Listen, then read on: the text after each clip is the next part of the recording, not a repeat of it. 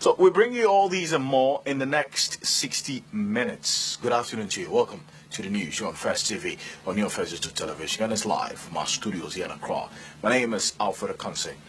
To our first story this afternoon, where the National Road Safety Commission has set aside the 16th to the 22nd of November 2014 to be observed as a Road Safety Awareness Week. The program on the theme empowering passengers and pedestrians to demand road safety has its main focus to find solutions to reducing the vulnerability, as major victims also been identified as being passengers and pedestrians during road crashes. Now, the executive director of the National Road Safety Commission, Mayor Briyabwa, spoke in an exclusive interview with First News about details of the program and the expectation of the commission at the end of the week-long event.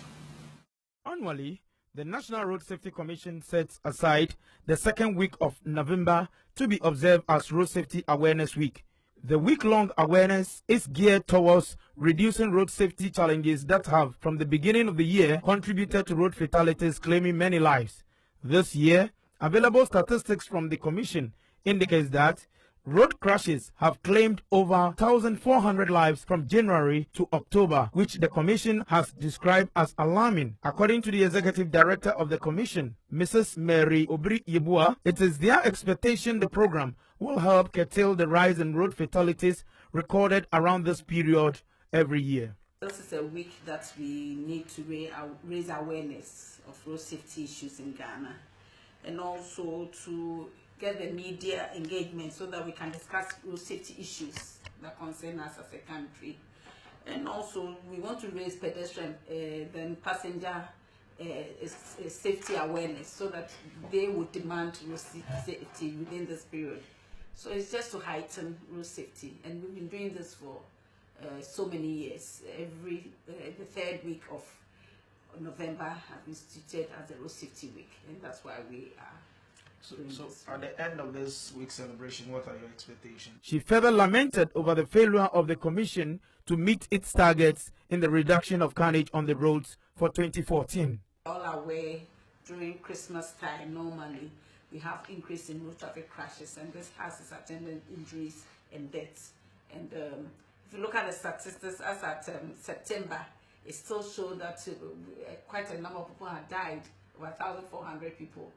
This year, our target was that we should not kill more than 1,730, and as October, 1,440 people had died, which means that if we are not careful, we could go beyond that target, and even maybe go beyond the 2,000 that we normally would have within the year. So this is just to increase awareness and get everybody on board and see how we can, every stakeholder can help reduce the crashes on our roads. In a related development, the Executive Director of the DVLA, Mr. Rudolph Beckley, disclosed plans to collaborate with other stakeholders to help meet the objectives of the Road Safety Awareness Week.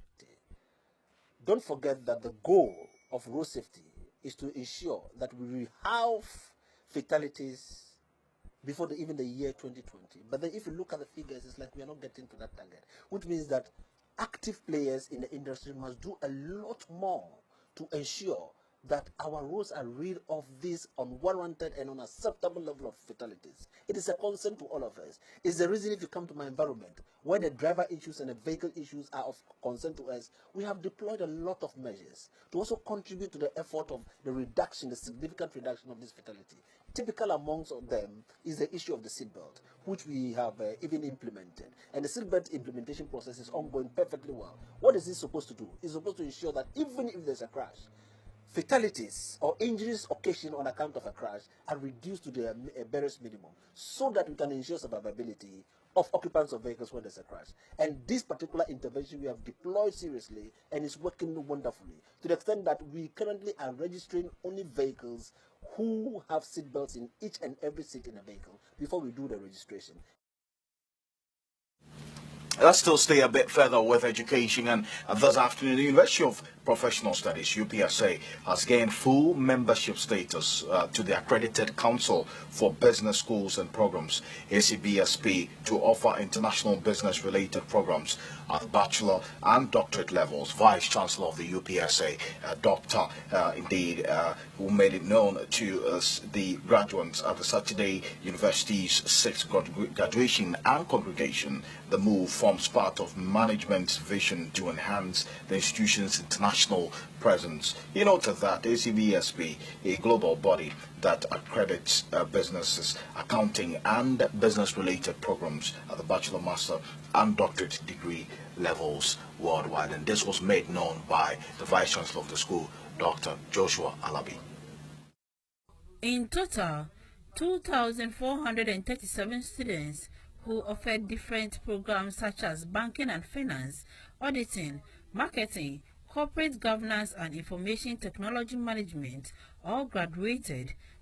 251 out of the total were diploma holders, 1,905 undergraduate and 283 postgraduate students respectively. A total of 141 representing 5.78% of the graduating class obtained first class degrees, 441 or 18.08% with second class upper degrees, 1,029 or 42.19% with second class lower degrees. Making his presentation, the Vice Chancellor of the University of Professional Studies, Professor Joshua Alabi, observed that the university, in its quest to make progress of the provision of services through extension and consultancy activities to the nation and the global world, the Center for Public Accountability, Doro Center for Strategic Leadership, and the Otumfuo Traditional Leadership Center were established during the 2013-2014 academic year.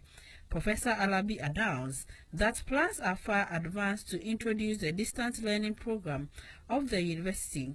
He said the University of Professional Studies joined the Accreditation Council for Business Schools and Programs, a global body that accredits business, accounting and business-related programs as the bachelor, master's and doctorate levels worldwide. The University Council was reconstituted and inaugurated on Monday, September 1st, 2014 by the Minister of Education. I'm once again counting on the new council, and as part of the requirements for full accreditation, all students of the university must undertake both inbound and outbound examinations. Mrs. Kate Kwati Papafiu, Chief Executive Officer of Leroy Cable and Chartered Institute of Marketing Ghana Marketing Woman of the Year 2013, who was the guest speaker, advised the graduates to go confidently into the business world, keep their focus, and be ready to explore the numerous opportunities that come their way. It is extremely important to recall that whoever controls your emotions controls your destiny. Do not let people exploit your weakness. Keep your vision alive, and I'm confident that you will succeed without fail. I can undoubtedly say that you are the best. And as I often say, when the best is available, better is not good enough. As a minister of the gospel, I always like to refer to my guidebook, the Bible, which says in Jeremiah 29 verse 11, I paraphrase, God's thoughts and plans for each of us is peace, a hopeful future, and good success. Yet success does not come only because you prayed, but rather because you follow guidelines, principles, and work hard. Your success is not determined by your critics, and not even your friends, but by your steadfastness, staying on course, and not deviating until your professional and life's aspirations are accomplished. Okay, so we want to say congratulations to all those graduates there from the University of Professional Studies, UPSA, here in Accra. But let's just stay a bit with education. And the government is considering a moratorium on the citing of higher institutions, especially private universities in the country, especially in the Greater Accra region, Ashanti and Western regions. The Deputy Minister of Education has hinted the decision is to decentralize the citing of universities in the country, especially to less endowed regions. Deputy Minister Samuel Okudzeto-Ablakwa has revealed.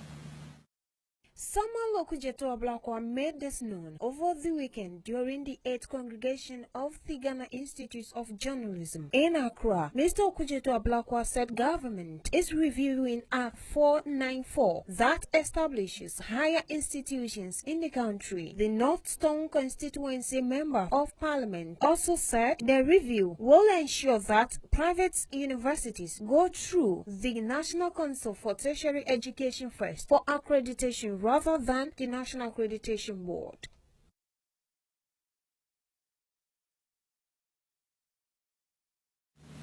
And this time around, some news regarding Ghana's insatiable quest for importing almost everything from China, indeed, now knows no bounds, such that economic gowns for the University of Ghana, Legon, are sourced from China. Investigations have revealed that the gowns used by undergraduate students of the university are China-made. The gowns are labeled Trenon, indeed made in China.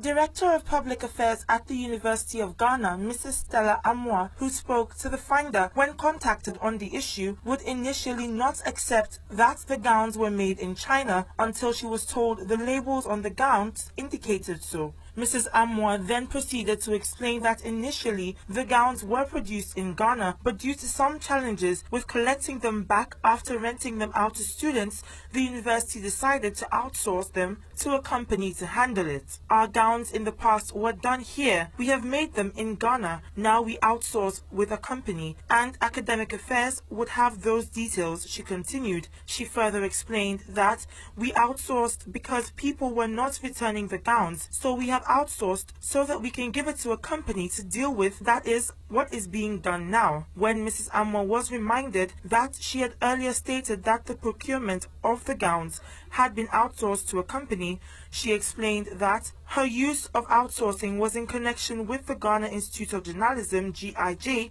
hiring the gowns recently for their graduation ceremony.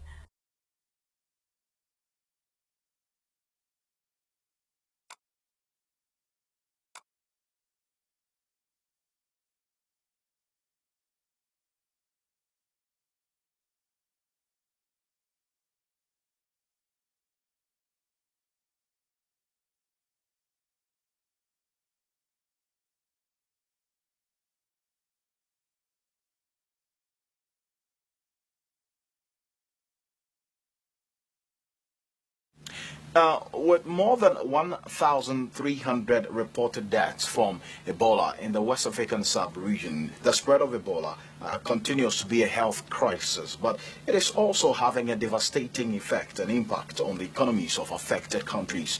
But the most devastation is to the tourism sector of countries who find themselves in the West African sub-region. Now, First News spoke to Ben Ayer, who is the head of the public affairs of the Ghana Tourism Authority, to find out what impact the Ebola outbreak has had on the tourism industry in Ghana. The Ebola outbreak in West Africa was first reported in March 2014 and has rapidly become the deadliest occurrence of the disease since its discovery in 1976. In fact, the current epidemic sweeping across the region has now killed more than all other known Ebola outbreaks combined. Up to 9th November, 5,160 people have been reported as having died from the disease in 6 countries: Liberia, Guinea, Sierra Leone, Nigeria, the United States and Mali. The total number of reported cases is in the excess of 14,000, making West Africa a no-go zone for most tourists. Tourism, being one of the biggest revenue providers for the country, has suffered a big blow in external tourism since the outbreak of the deadly Ebola virus. In an exclusive interview with Ben Aye, head of the Public Relations Department of the Ghana Tourism Authority, he said Western media reportage is not helping boosting the tourism sector of countries who have not suffered from the Ebola outbreak. As you are all aware, the Ebola epidemic is affecting virtually every facet of life, especially in our West African sub-region, tourism inclusive. The numbers have gone down considerably because now, from the way the Western media is going about publicity on the disease, it's affecting us seriously. It's affecting visitation to West Africa. Seriously speaking, it's only 3 countries in West Africa that are seriously affected. Nigeria has been able to curb it. Senegal has been able to control it. Mali just recently had one. But it's not the whole 16 countries of West Africa. But the picture is painted that virtually every West African country is Ebola infected. So that is the problem with us. Our hotels are not getting the required patronage. Movenpick is operating at 27%. Occupancy rate is now very low. And it's so with all the big hotels. And it cuts across the tourism spectrum. So we are all suffering for it. Now, you know, Ghana visitation to Ghana is gone down. Government came out with an announcement recently that conferences to Ghana should be suspended for some time. So naturally, you could see that tourism will suffer because we are a very big destination for conference tourism.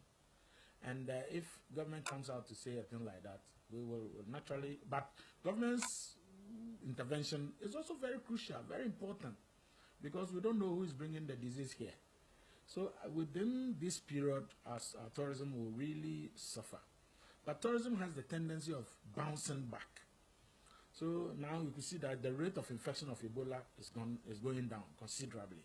So as we control it, gradually tourism will bounce back. Let's now go for our pension tips for this afternoon.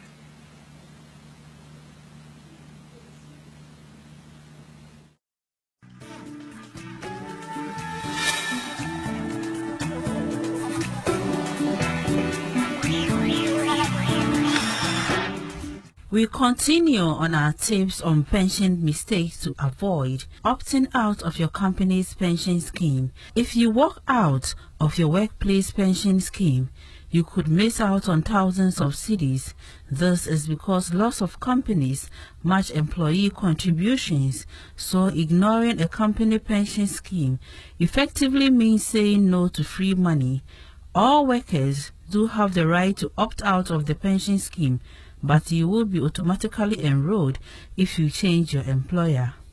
Pension Tips is brought to you by Pentrust. Call them for all your Tier 2 and 3 pension plans on 0302 901 500 or 0501 291 030. Pentrust, discipline.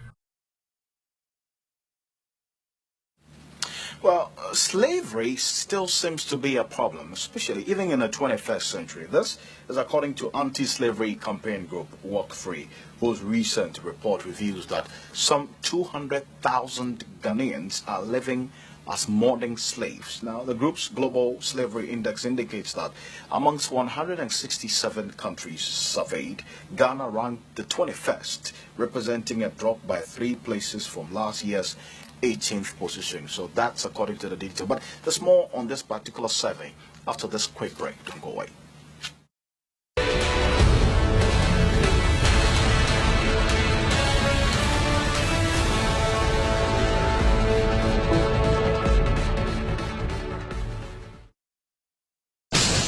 Like us on Facebook at First Digital TV.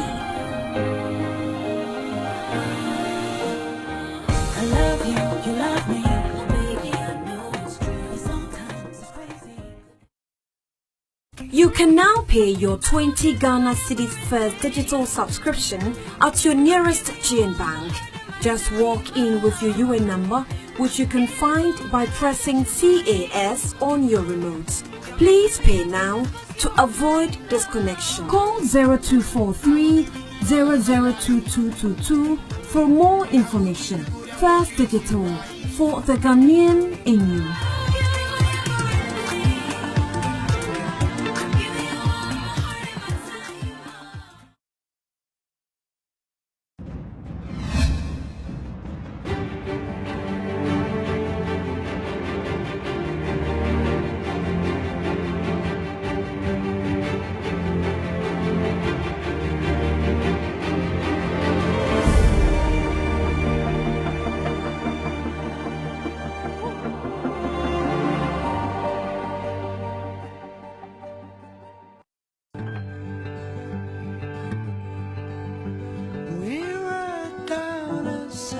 This is Nane Foa. She's thinking about how to cover her university education in the future. Mr. Sari is so confused about how to list his company on the Ghana Stock Exchange. Atta is a organizer and is wondering how to expand his business someday. Do you want to buy shares on the Ghana Stock Exchange?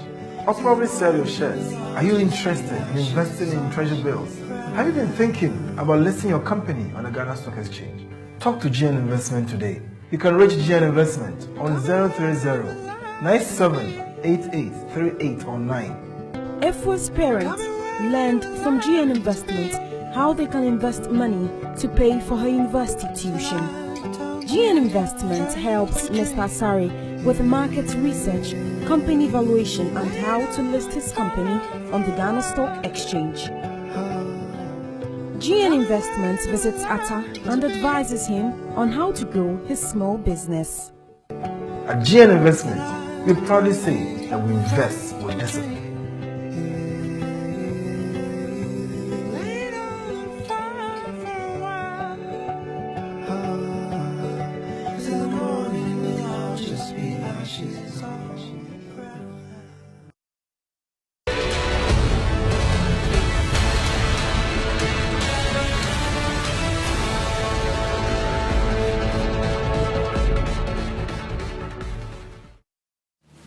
Welcome back to the news here on First TV on your First Digital Television. Back to our earlier story where slavery still remains a problem in Ghana, even in the 21st century, according to the anti-slavery campaign group Walk Free, whose recent report reveals some 200,000 Ghanaians are living as modern slaves. The group's Global Slavery Survey or Index indicates that amongst 167 countries surveyed, Ghana ranked 21st, representing some 3 points drop as against last year, where we were ranked 18th. According to the Global Slavery Index, sectors in Ghana most affected by modern slavery are small-scale fishing, small-scale mining, domestic service, and agriculture. Poverty is a push factor forcing parents to send their young children away from home to work and be trained elsewhere. Trafficked children often engage in mining, especially illegal gold mining, locally known as galamsey. The report also claims commercial sexual exploitation of children is prevalent in the Volta region and on the increase in the oil-rich Western region. Ghanaian women and children are also recruited and transported to Nigeria, Cote d'Ivoire, Western Europe, and the United States, and some are subjected to forced domestic labor and commercial sexual exploitation. The group has called for coordinated approach by government, community empowerment, supply chain improvement, and greater integration with all stakeholders in dealing with the problem. Now, a group of women's rights activists who have actually come together are planning to picket at the entrance of Ghana's parliament to compel the Speaker of Parliament, Right Honorable Edward Juadaho, to indeed sanction the Member of Parliament for Daboya Mankarigu, Nelson Abudu Bani. The MP proposed during a debate on the interstate succession bill in Parliament that adulterous women should be hanged or stoned to death. One of the activists, Kathleen Addy, said the MP's call was inappropriate. Kathleen said the group will protest until the MP is sanctioned. When a member of parliament stands up boldly in front of other legislators, including women, and just opens his mouth and says, "Excuse me to say, Rabbi," I expect the Speaker of Parliament to sanction the gentleman for saying the things he said, she stated. Meanwhile, a former Minister of Women and Children's Affairs, Hajia Alima Mahama, has described as offensive suggestions by the Daboya MP. "I don't think he's even aware of what is happening in Ghana. He is in coma. He's in a deep sleep. He should wake up. Ghanaian women are progressing and there is no turning back, so I'm surprised that supposedly an honorable man can get up on the floor of Parliament and make such a statement. Things have changed in Ghana and he should be told clearly." One of the active Well, so despite the fact that this member of parliament has apologized for these comments, the women's rights groups have decided to still picket the entrance of parliament to make their point really clear to the member of parliament. Let's now go for natural resources, environment and governance updates.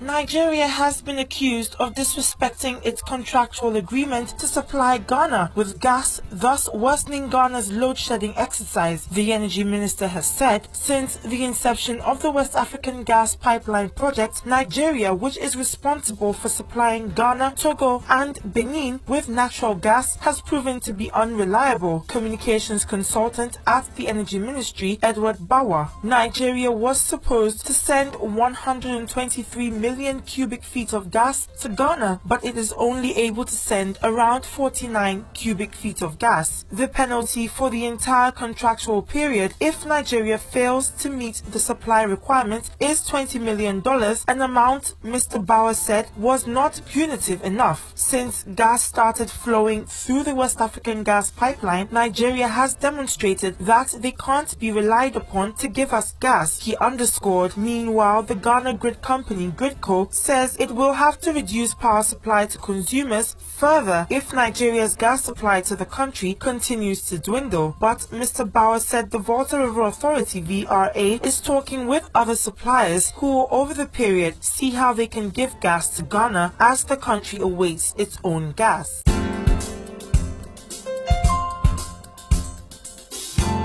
Chief Executive Officer of Ijaba Jewelry in Kumasi, Ijaba Kwame Efriye, is calling for the enforcement of the laws that ban foreigners from buying and selling gold in the country. He lamented the sudden takeover and control of the internal gold trade by the Chinese and Indians is in clear contravention of the laws of the country. Mr. Efriye stated that the business of buying and selling gold should exclusively be the preserve of Ghanaians and questioned why foreigners should be those to determine the price of gold in the country. He said the phenomenon was unlawful and completely unacceptable, and therefore welcomed the formation of the association to help combat the practice. The invasion of the sector by foreigners with the alleged connivance of locals who reportedly sell their license to them, he said, had led to the collapse of many Ghanaian gold businesses.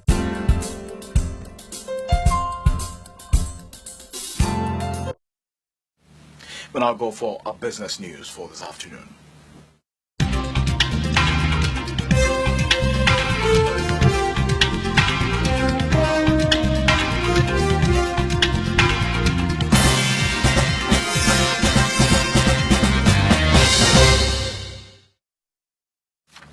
And in business this afternoon, we take you straight into the tax system, where the Ghana Revenue Authority has fixed 2017 to expand its self-assessment scheme to cover every taxpayer in the country. Kwesi Opong Damwa, who's the acting commissioner of communications and public affairs of the Ghana Revenue Authority, has said the self-assessment regime, which is aimed at providing all taxpayers with greater equity and fairness, has been instituted to encourage voluntary compliance.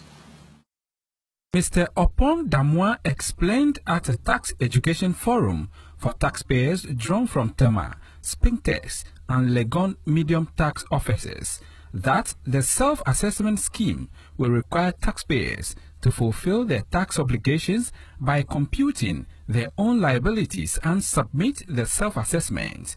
Mr. Opong Damwa indicated that under the self-assessment regime, taxpayers are allowed not only to submit estimates of their chargeable incomes before the beginning of the basis period, but to also revise their estimates when in the course of the year it is detected that the initial estimates may be incorrect. He said it is important that taxpayers keep good and proper records of their transactions to be able to file verifiable estimates of chargeable income and to also be able to support estimates with own budget for the year of assessment. He added that returns which will be accepted will be subject to verification by GRA on the accuracy and completeness of the items on the returns.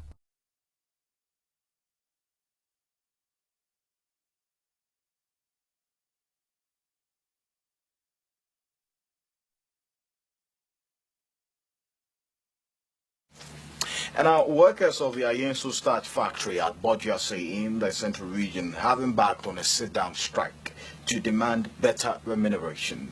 Wearing red clothes and armbands, the workers vowed not to work until their salaries have been increased. One of the aggrieved workers said management had failed to listen to their pleas for better remuneration. He said some members of staff of the factory earn less than 200 Ghana cedis per month, an amount he said was grossly insufficient, noting that workers' salaries had not been increased in the last 3 years. The aggrieved worker vowed not to work until his pay had been increased. The government announced in March that it was entering into a partnership with Guinness Ghana Breweries Limited for the takeover and revamp of the Ayensu starch factory. The Minister of Trade and Industry at the time, Mr. Haruna Idrisu, said the essence of the deal was to boost the production of the Ayensu starch factory, to significantly increase cassava yields and make the crop economically viable to farmers. Okay, so let's cross over into the studios of Sports 24, and Akosi Amoah is standing by with all the news in the world of sports.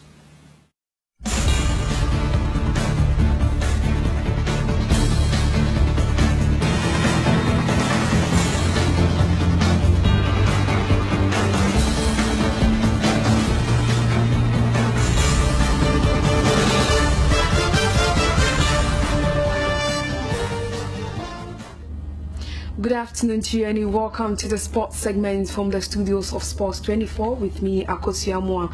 And in sports this afternoon, Vice President of the Ghana Football Association, Fred Crenshaw, says the various national age teams will continue their preparations for the competitions if they qualify despite the CAF ban, while the Football Association deals with the appeal. Well, I believe that we are on course. I don't know what he's talking about, but I believe that we are on course. All the teams are preparing for the various games that they have to play. The satellites have qualified for the next competition in Africa. The Starlets, well, we have a slight problem with CAF, and we've appealed against their decision.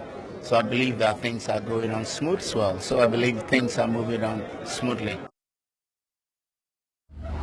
Well, away from that to some other stories concerning boxing, coach of the National Amateur Boxing has lamented that the growing number of boxers turning professionals is becoming a worry to the National Boxing Authority. For now, it's all about Ghana. I'm worried because I wanted them to stay so that we will achieve something big. But, well, if they are going, then I wish them well too, because if they go and they can make it to the world and then get the world title for Ghana, then that one okay. But if they stay for some time, I think that one will help them a lot, and it will help them to be world champions. So well, half and half. I think my main point is I need them to win more medals at the amateur level before they go to professional. But that one would be a very good ground to build a capacity to forge ahead.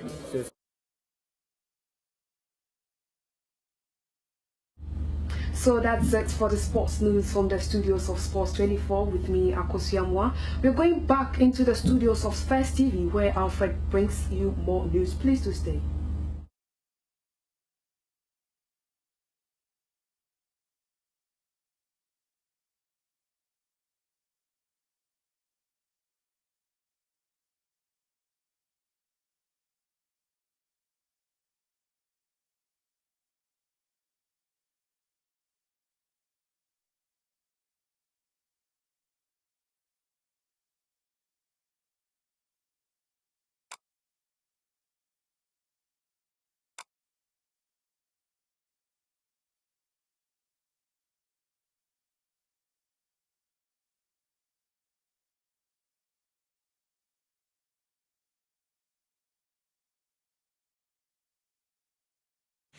Okay, thank you very much, Faustina Akosi Amoah there with the news in the world of sports. Let's now find out how the cedi is faring against some major currencies on the forex market.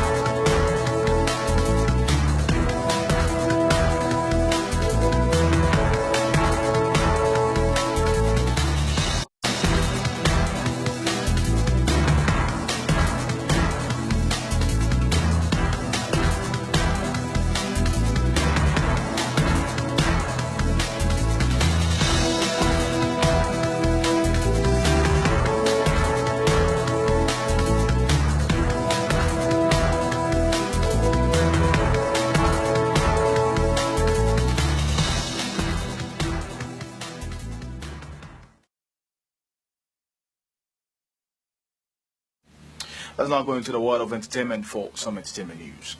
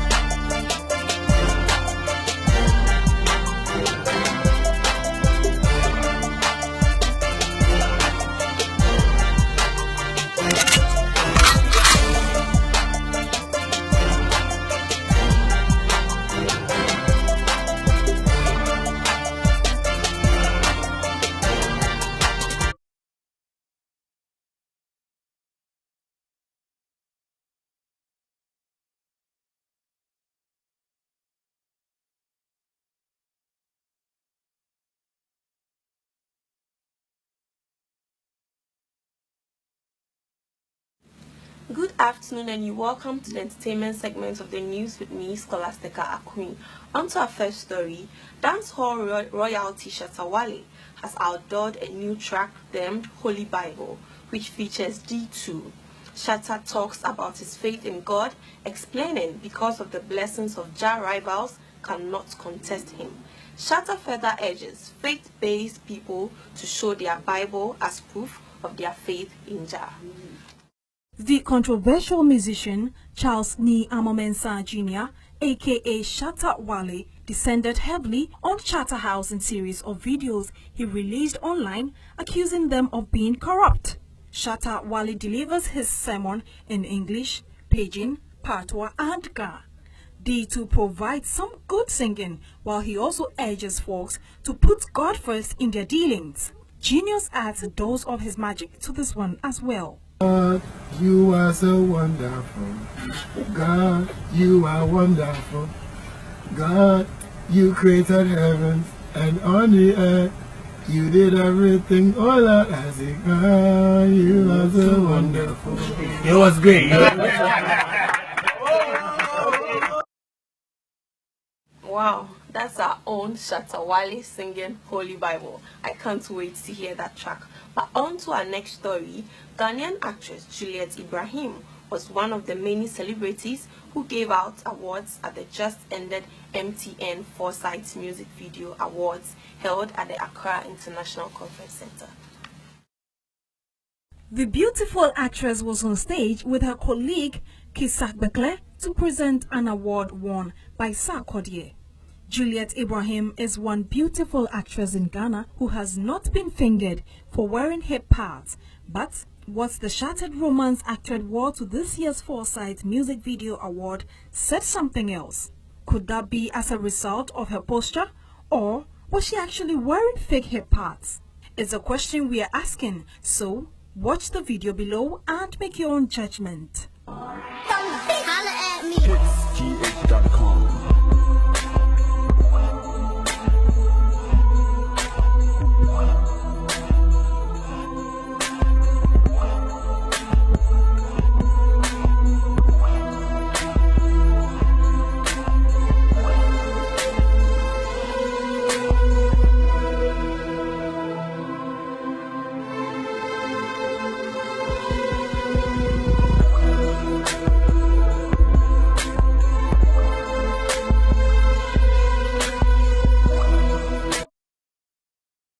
Well, viewers, you saw that, and we leave it to you to judge if it's real or not. This is all for entertainment with me, Scholastica Akwin. Let's now go forward our reports.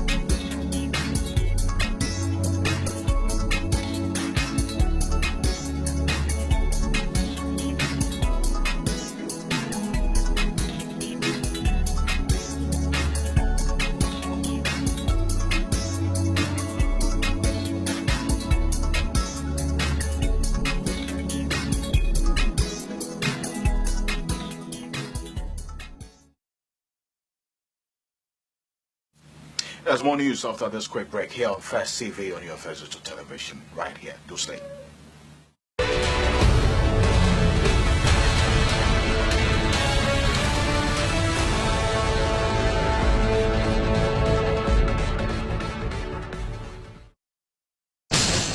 Like us on Facebook at First Digital TV.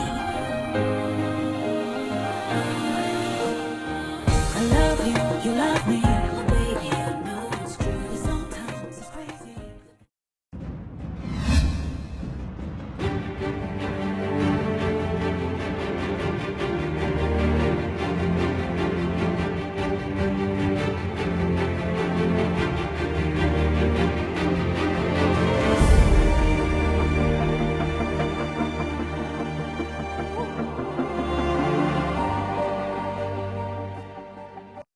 You can now pay your 20 Ghana Cedis First Digital subscription at your nearest GN Bank. Just walk in with your UN number, which you can find by pressing CAS on your remote. Please pay now to avoid disconnection. Call 0243 002222 for more information. First Digital, for the Ghanaian in you.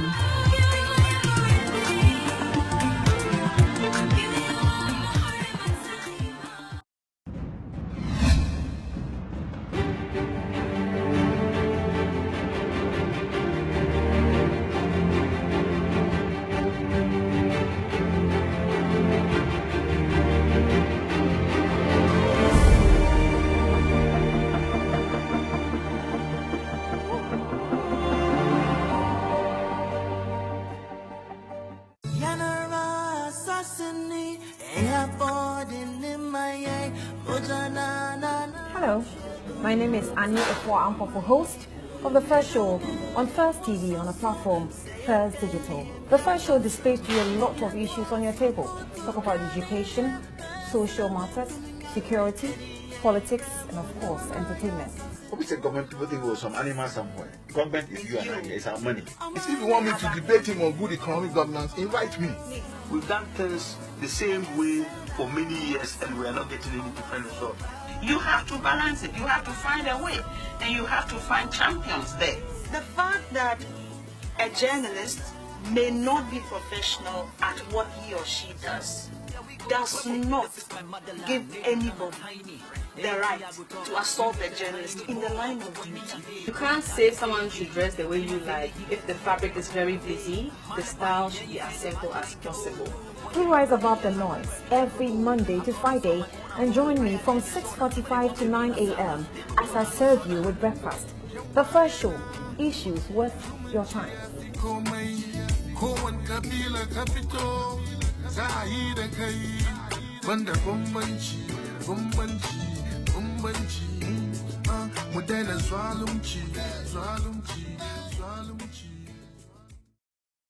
On Sports in News, we talk sports from the ladies' perspective with our personality profile, tidbits, charade, hookup, and all the juicy gossip. Trust us to bring you nothing but the best from the world of sports, from soccer to tennis, basketball to athletics. It's fun and exciting. Join Akosia Amoah and Scholastica Aquin every Sunday at 5 p.m. on Sports 24. Sports in News, girls only. Who run the world? Girls. Who run the world? Girls. Who run the world? Girls. Who run the world? Girls. Who run the world?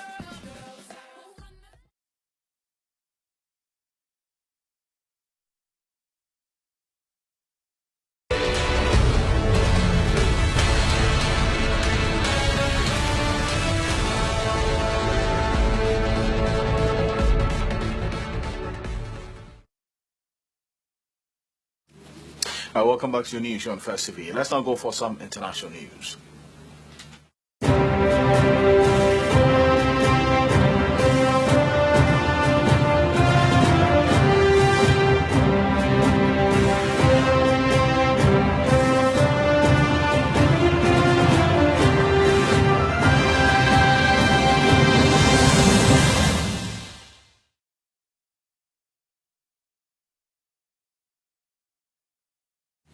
Now, 4 people have been stabbed to death by rampaging youth in the Kenyan city of Mombasa. Police say the attacks came hours after police raided 2 mosques they accused of having links with militant Islamists in neighboring Somalia. 1 person was killed in a police raid and more than 200 were arrested.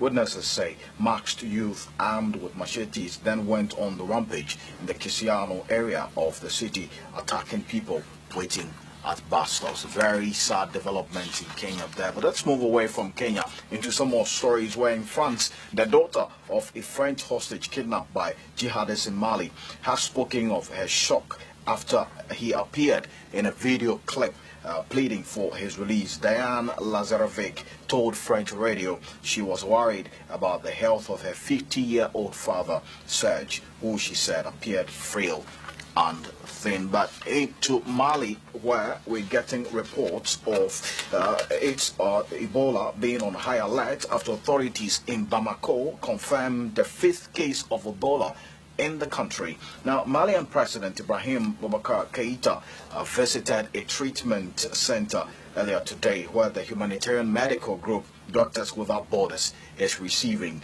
patients. It did not indeed look good. 3 people, all showing symptoms that should have led medical staff to suspect Ebola, all died at the Pasteur Clinic, one of Bamako's best and busiest hospitals. Recently been in neighboring Guinea. She was diagnosed after arriving at a hospital in western Mali on Wednesday. The infected girl and those who have come in contact with her have been quarantined. Other countries neighboring Guinea, Sierra Leone, and Liberia are on high alert for possible infected cases of Ebola. Mali is the 6th West African country to be affected by the deadly virus. Senegal and Nigeria have since been declared virus-free by the World Health Organization.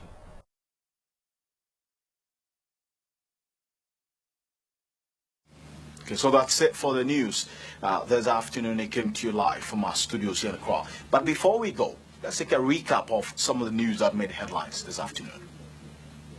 West of Ghana, set to have imported gowns from China, and that's creating some row in the school. But close to 200,000 Ghanaians in modern slavery, according to a report. And also group to picket at Parliament over Daboya MP's comments. And on the international front, Mali on high alert as new Ebola cases confirmed. Well, you join us again at exactly 6 p.m. as we bring you some more updated news right here on First TV on your First Television. On behalf of the rest of the team, thank you for spending some time with us. We want to wish you all the best for the rest of the day, and do keep well. My name is Alfred Kansi.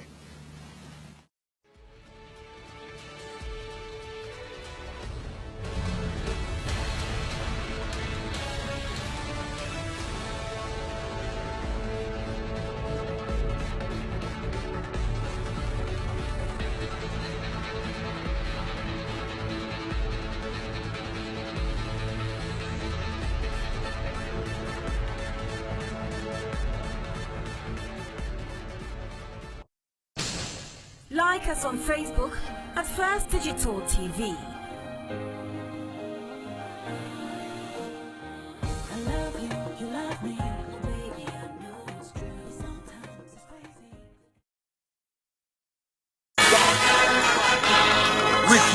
It's Tim Westwood TV. I'm at the Rick Ross concert.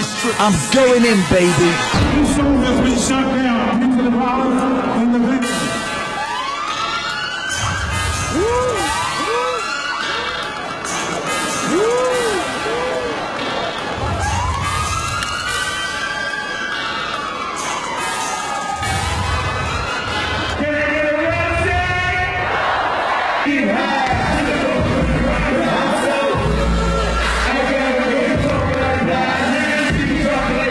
LeBron Money's Fast World Tour, Tim TV.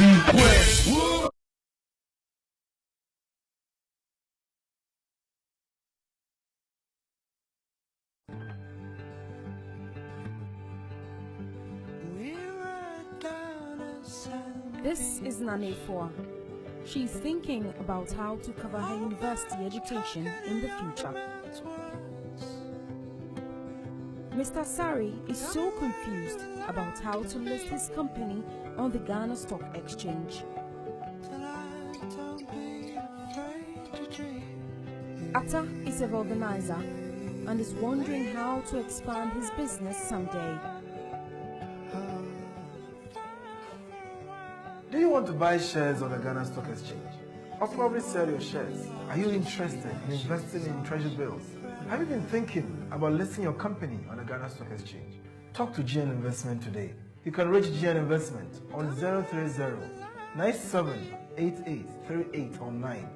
Efwa's parents learned from GN Investment how they can invest money to pay for her university tuition. GN Investment helps Mr. Sari with market research, company valuation, and how to list his company on the Ghana Stock Exchange. GN Investments visits Atta and advises him on how to grow his small business. At GN Investment, we proudly say that we invest with discipline.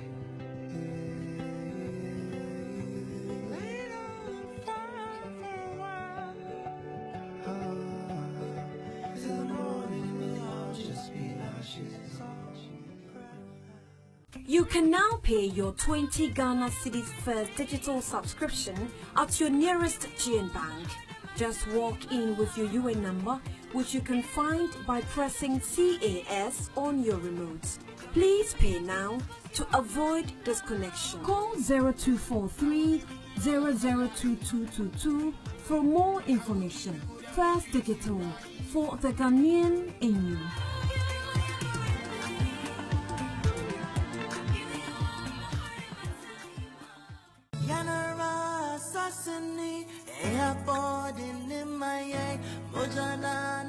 Hello, my name is Annie Efwa Ampofo, host of the First Show on First TV on a platform, First Digital. The First Show displays to you a lot of issues on your table. Talk about education, social matters, security, politics, and of course, entertainment. Obviously, government people think we're some animal somewhere. Government is you and I, it's our money. If you want me to debate him on good economic governance, invite me. We've done things the same way for many years and we are not getting any different results.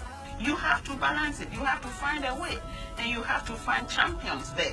The fact that a journalist may not be professional at what he or she does not give anybody the right to assault the journalist in the line of duty. You can't say someone should dress the way you like. If the fabric is very busy, the style should be as simple as possible. We rise above the noise every Monday to Friday and join me from 6:45 to 9 a.m. as I serve you with breakfast. The First Show, issues worth your time.